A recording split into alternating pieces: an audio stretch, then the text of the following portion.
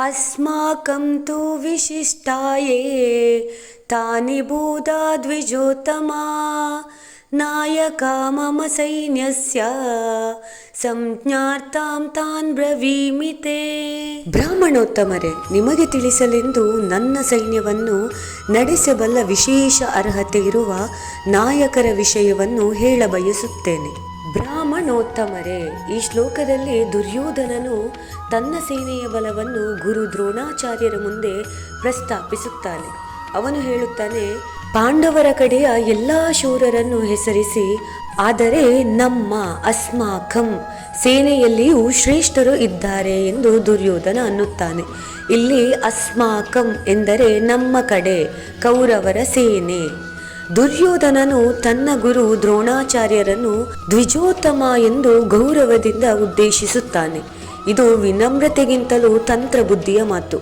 ಅವನು ತಮ್ಮ ಶೌರ್ಯವನ್ನು ಗುರುಗಳಿಗೆ ನೆನಪಿಸುತ್ತಿದ್ದಾನೆ. ಗುರುವಿನಿಂದ ಪ್ರೇರಣೆಯನ್ನು ಪಡೆಯಲಿ. ಅವನು ಹೇಳುತ್ತಾನೆ, ನನ್ನ ಸೇನೆಯ ನಾಯಕರನ್ನು ನಿಮಗೆ ಹೆಸರಿನೊಂದಿಗೆ ತಿಳಿಸುತ್ತೇನೆ. ಅಂದರೆ ಈಗ ನಾನು ನಮ್ಮ ಸೇನೆಯ ಮಹಾನ್ ಯೋಧರ ಹೆಸರುಗಳನ್ನು ಹೇಳುತ್ತೇನೆ. ಇಲ್ಲಿ ದುರ್ಯೋಧನನ ಮನೋಭಾವವನ್ನು ಗಮನಿಸಬೇಕು. ಅವನು ಪಾಂಡವರ ಪರವಾಗಿ ಕೃಷ್ಣನಿದ್ದಾನೆ ಎಂಬ ಆತಂಕದಿಂದ ಕಳವಳಗೊಂಡಿದ್ದಾನೆ.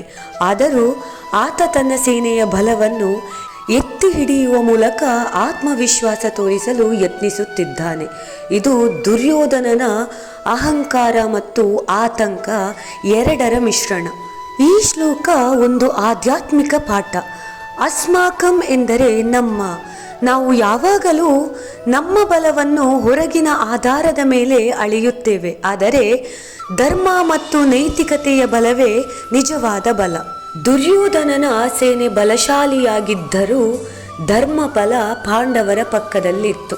ಅದು ಅಂತಿಮ ವಿಜಯವನ್ನು ತೀರ್ಮಾನಿಸಿತ್ತು. ಭಗವದ್ಗೀತೆ ಇಲ್ಲಿ ನಮ್ಮೊಳಗಿನ ಒಂದು ಸಾಮಾನ್ಯ ಮಾನವೀಯ ಸ್ಥಿತಿಯನ್ನು ತೋರಿಸುತ್ತದೆ.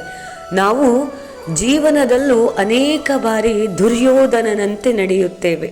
ಇತರರ ಶಕ್ತಿಯನ್ನು ನೋಡಿ ಆತಂಕಗೊಂಡು ನಮ್ಮ ಶಕ್ತಿಯನ್ನು ಹೆಚ್ಚಾಗಿ ತೋರಿಸಲು ಯತ್ನಿಸುತ್ತೇವೆ. ಆದರೆ ನಿಜವಾದ ಬಲವು ದೈಹಿಕ ಶಕ್ತಿಯಲ್ಲಿ ಅಲ್ಲ, ಧರ್ಮ ಬಲದಲ್ಲಿ ಇದೆ.